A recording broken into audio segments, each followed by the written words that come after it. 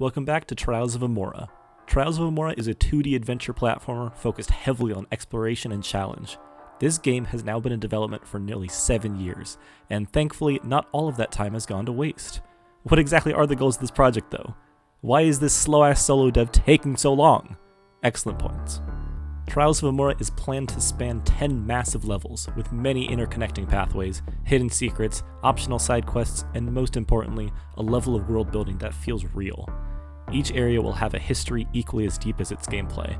The project could have been completed years ago if not for the detailed environments, unique enemies, and an ever-growing list of items to collect and utilize. As of last year, 4 levels were functionally complete, and now I am happy to report that 6 levels are functionally complete, meaning the project is just over halfway done. Now, calculating an exact percentage is difficult, as each level is different in scope, and there is admittedly plenty of content I still want to add to the earlier sections of the game, but it is safe to say that development is well into the back half. The game's core systems and gameplay loops are in place, it's just a matter of building out all the challenges to make sure those mechanics are as worthwhile as possible. As far as sheer level count goes, this visual will hopefully show roughly where we are at. Only 4 more major levels to go. Enough high-level planning though. What new content specifically was added over the past year? Well, plenty of spells and weapons. Notably the Razor Wind Tome, a projectile that can pierce through hordes of enemies, damaging all at once. Earth's Wrath, a mighty flail that can make enemies tremble all around its impact. Fang Traps, which stick to the terrain and trigger when an enemy passes over them. And the Heat Shield Ring, a vital part of the fire level, allowing safe passage through lava, at least as long as it holds up. And yes, that's right, the fire level!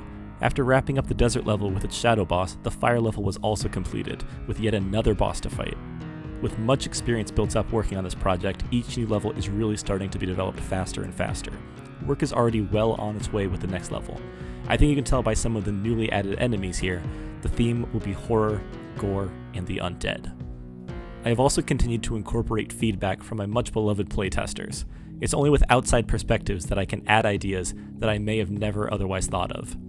The hotbar's position can be adjusted in the settings. Vendors that sell items can now buy them too, all in the same spot.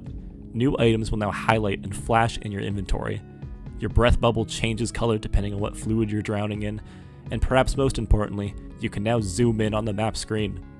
Yeah, not all the levels have maps though. I'm still working on that because when I make the map, I might change the level design afterwards, and then I have to change the map, so it kind of makes sense to the map last. But I'm working on it. Don't worry. All of them will have maps one day. I'm sorry.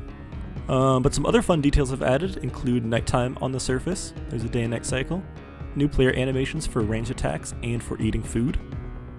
And new shaders, which bring so much polish to the game's visuals. This fantastical world is much more vibrant and simultaneously far more desolate, depending on where you are.